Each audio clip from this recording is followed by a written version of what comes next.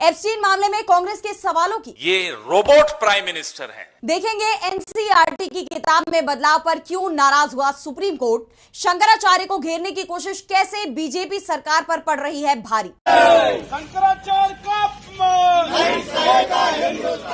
जानेंगे पीएम मोदी के इजरायल दौरे पर देश में क्यों उठ रहे हैं सवाल, और बुलेटिन के आखिर में देखेंगे जाने माने कार्टूनिस्ट इरफान की किस खबर पर पड़ी तिरछी नजर। लेकिन दिन भर की तमाम बड़ी खबरों से पहले एक नजर आज की सुर्खियों पर। बड़े नेता या अफसर समुदाय विशेष को टारगेट नहीं कर सकते, सुप्रीम कोर्ट हुआ सख्त, कहा धर्म या जाति के आधार पर बदनाम करने का अधिकार नहीं।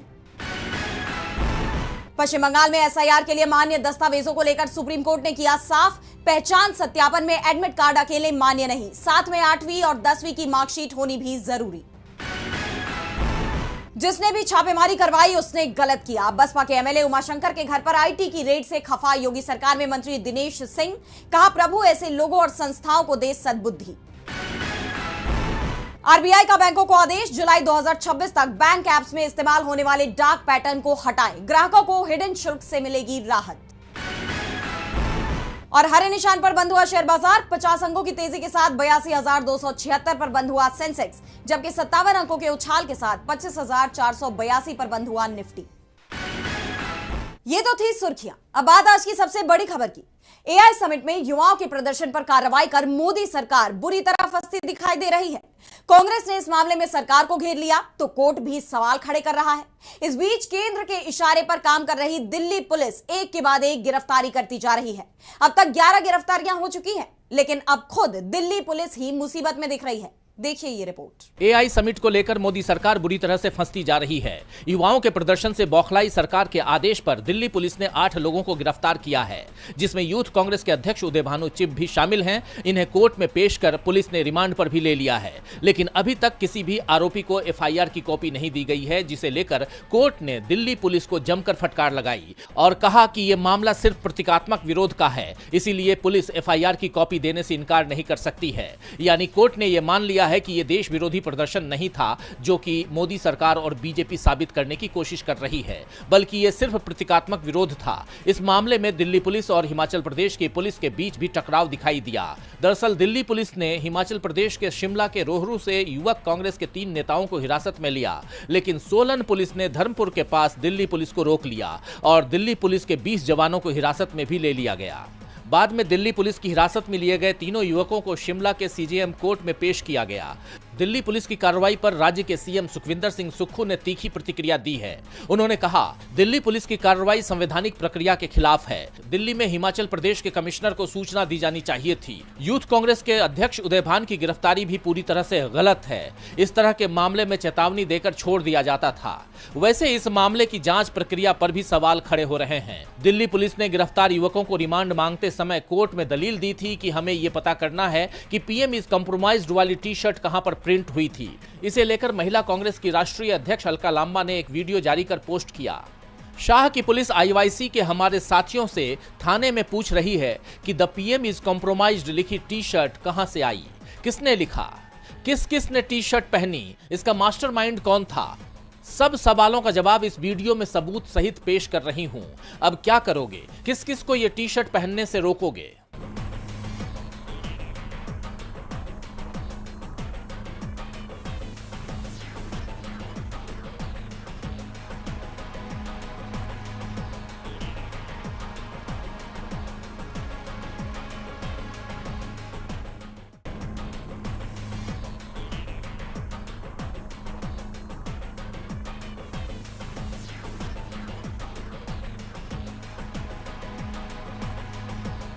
कांग्रेस नेता सचिन पायलट ने भी सवाल उठाते हुए कहा है कि क्या किसानों के हक की आवाज उठाना गुनाह है।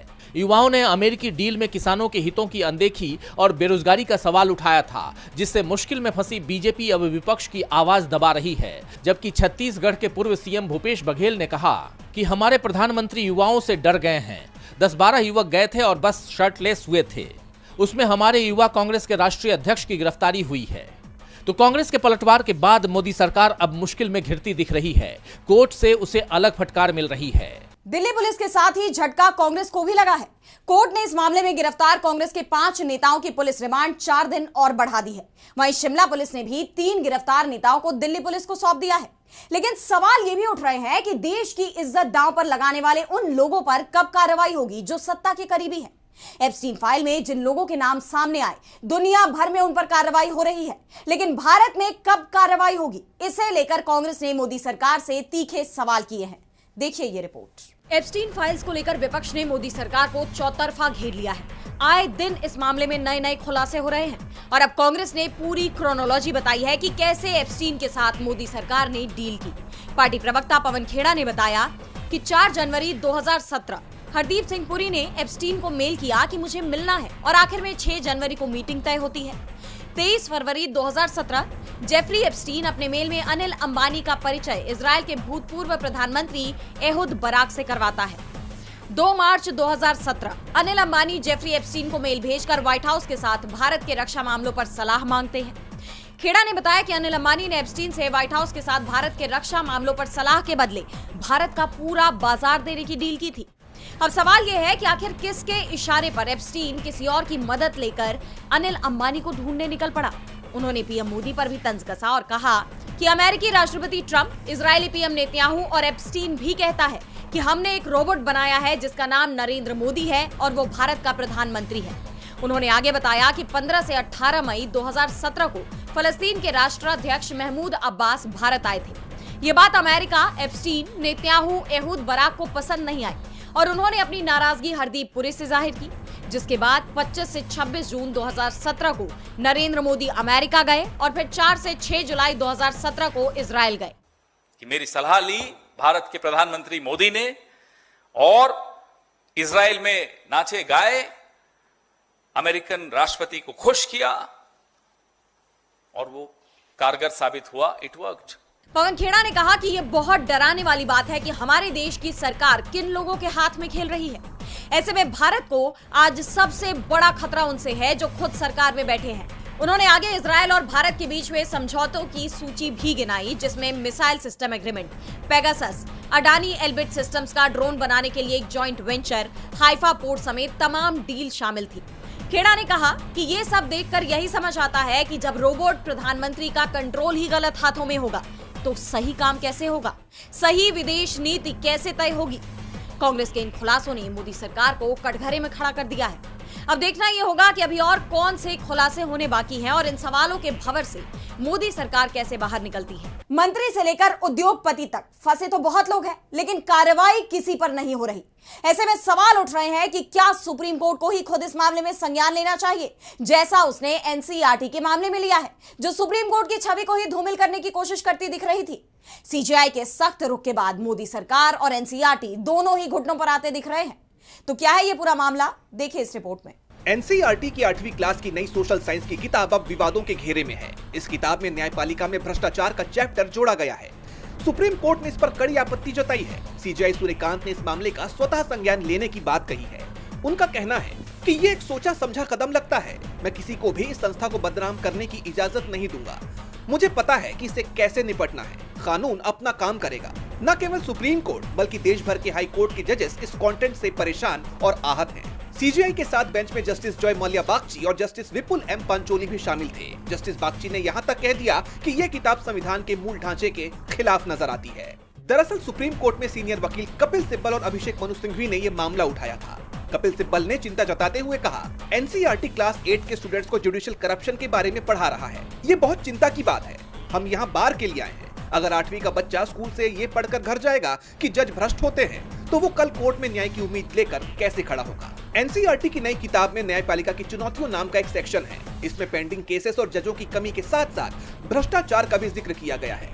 किताब में जजों की आचार संहिता और उनके अदालती व्यवहार पर भी टिप्पणी की गई है। सुप्रीम कोर्ट की नाराजगी और तीखी टिप्पणी के बाद अब सरकार बैकफुट पर नजर आ रही है।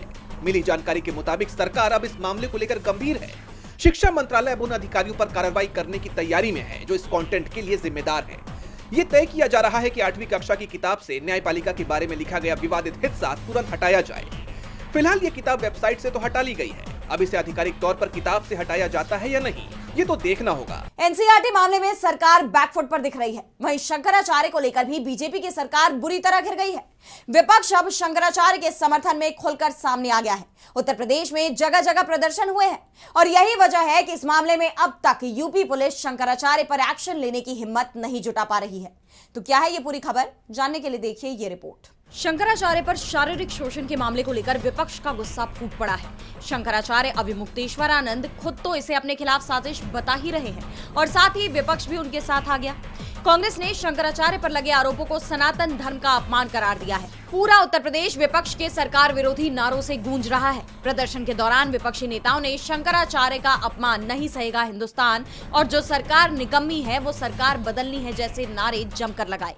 शंकराचार्य का अपमान नहीं सहेगा हिंदुस्तान। शंकराचार्य का अपमान नहीं सहेगा हिंदुस्तान। जो सरकार निकम्मी है वो सरकार बदलनी है। साधु संत का अपमान नहीं सहेगा हिंदुस्तान। साधु संत का अपमान नहीं सहेगा हिंदुस्तान। शंकराचार्य का अपमान नहीं सहेगा हिंदुस्तान। शंकराचार्य का अपमान नहीं सहेगा हिंदुस्तान। यही नहीं, विपक्ष ने इस मामले में सीधे प्रधानमंत्री के दखल की मांग उठाई है। बता दें कि कांग्रेस कार्यकर्ताओं ने जनपदों में धरना प्रदर्शन कर जिलाधिकारियों के माध्यम से राष्ट्रपति और प्रधानमंत्री को संबोधित ज्ञापन सौंपे। अमावस्या के पुण्य अवसर पर पुलिस द्वारा उन्हें व उनके शिष्यों को स्नान करने से रोका गया। उनके साथ आए बटुकों की चोटी खींचकर उन्हें अपमानित करते हुए थाने में ले जाकर प्रताड़ित करने का कार्य किया गया। वहीं अब शंकराचार्य, उनके शिष्य स्वामी मुक्तानंद ब्रह्मचारी सहित कई अज्ञात लोगों के खिलाफ यौन शोषण के आरोप में एफआईआर दर्ज कराई गई है। भारतीय शंकराचार्य पर लगे आरोपों के खिलाफ विपक्ष ने सरकार पर हल्ला बोल दिया है। इसी कड़ी में कांग्रेस के यूपी प्रदेश अध्यक्ष अजय राय ने 24 फरवरी को शंकराचार्य का आशीर्वाद लिया और इस पूरे घटनाक्रम को सनातन धर्म के सर्वोच्च पदों को अपमानित करने की साजिश करार दिया। उन्हीं के नेतृत्व में पूरे प्रदेश में प्रदर्शन हुआ। कांग्रेसियों ने इस मामले की निष्पक्ष जांच की अपेक्षा की और शंकराचार्य के खिलाफ कार्रवाई को गलत ठहराया।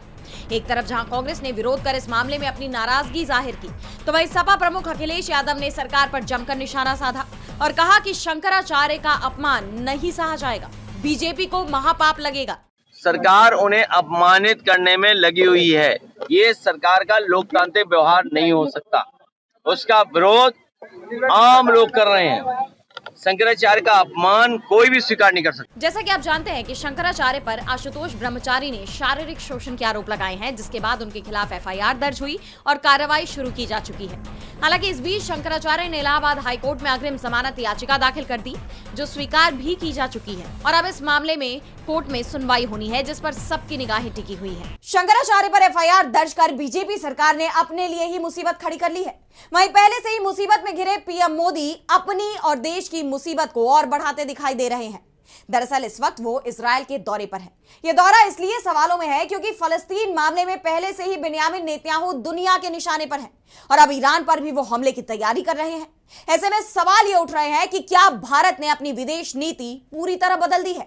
क्या वो अमेरिका के दबाव में नीति बना रहा है? प्रधानमंत्री नरेंद्र मोदी का इजराइल दौरा विवादों से घिर गया है। पिछले 10 सालों में ये उनका दूसरा इजराइल दौरा है। तेल अवीव के बेन गुरियन इंटरनेशनल एयरपोर्ट पर इजराइल के प्रधानमंत्री बेन्यामिन नेतन्याहू और उनकी पत्नी सारा ने प्रधानमंत्री मोदी का स्वागत किया।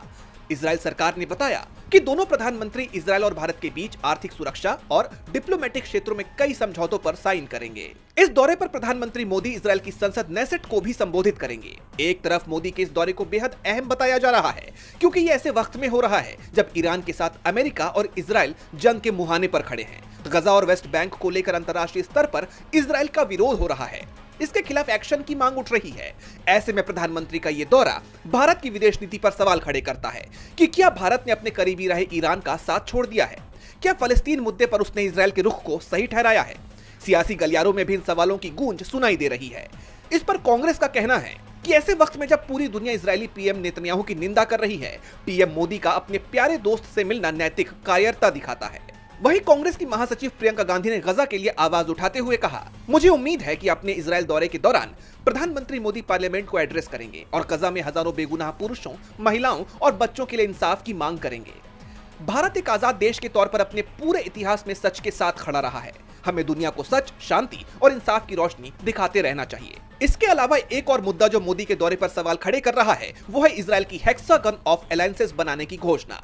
पीएम नेतन्याहू ने रेडिकल शिया एक्सिस और इमर्जिंग रेडिकल सुन्नी एक्सिस के खिलाफ यह अलायंस बनाने का ऐलान किया है और साफ कर दिया है कि ये गठबंधन मुस्लिमों के खिलाफ ही काम करेगा और भारत इसका हिस्सा बनेगा, जिसके बाद मोदी सरकार की विदेश नीति गंभीर सवालों से घिर गई है।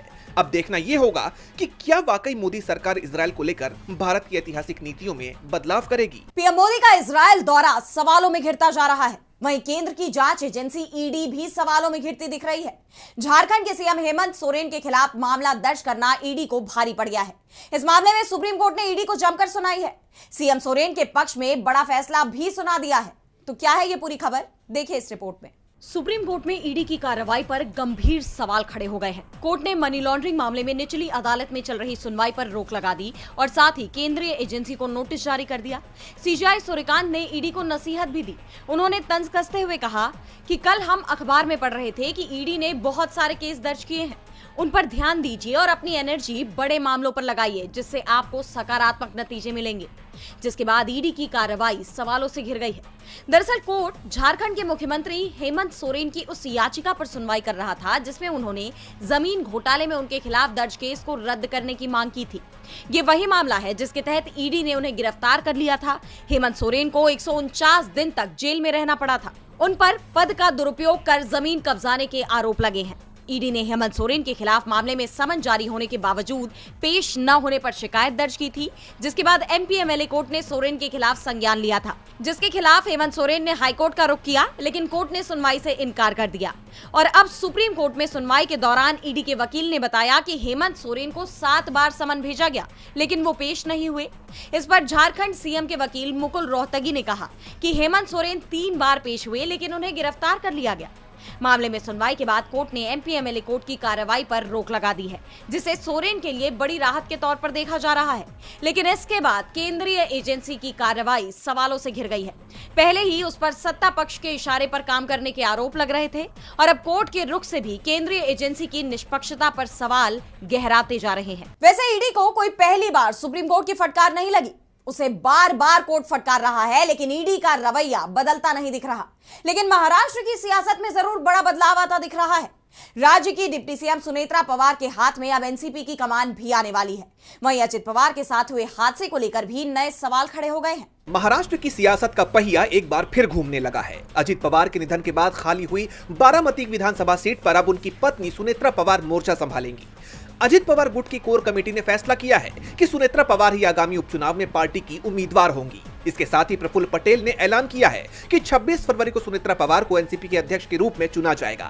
दूसरी तरफ चुनाव आयोग ने भी बारामती उपचुनाव के लिए अपनी तैयारियां तेज कर दी हैं। एक तरफ चुनाव की तैयारियां हैं तो दूसरी तरफ अजित पवार के प्लेन क्रैश को लेकर विवाद बढ़ता ही जा रहा है। 28 जनवरी को हुए प्लेन क्रैश मामले में शरद पवार गुट के विधायक रोहित पवार ने मोर्चा खोल दिया है। बुधवार को रोहित पवार और MLC Amol Mitkari marine drive police station पहुंचे। केस दर्ज कराने की मांग को लेकर दोनों नेता पुलिस अधिकारी से तीखी बहस करते हुए दिखाई दिए।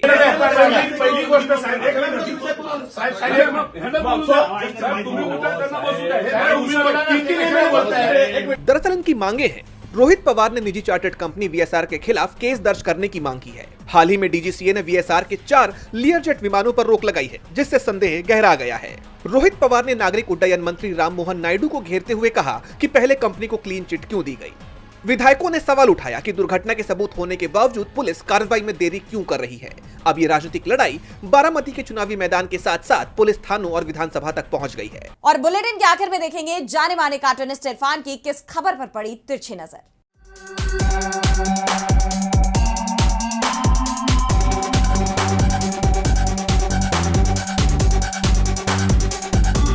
एनसीईआरटी की सोशल साइंस की कक्षा 8 की किताब के एक चैप्टर न्यायपालिका में भ्रष्टाचार को लेकर के सीजीआई ने काफी नाराजगी जाहिर की है। उन्होंने कहा है कि किसी को भी नहीं बख्शा जाएगा, लेकिन किसको नहीं बख्शा जाएगा?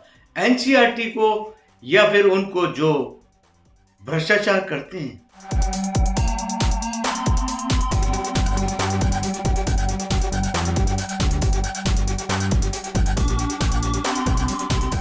बहुत बहुत शुक्रिया इरफान जी। तो आज इस बुलेटिन में इतना ही। आप देखते रहिए डीबी लाइव। नमस्कार।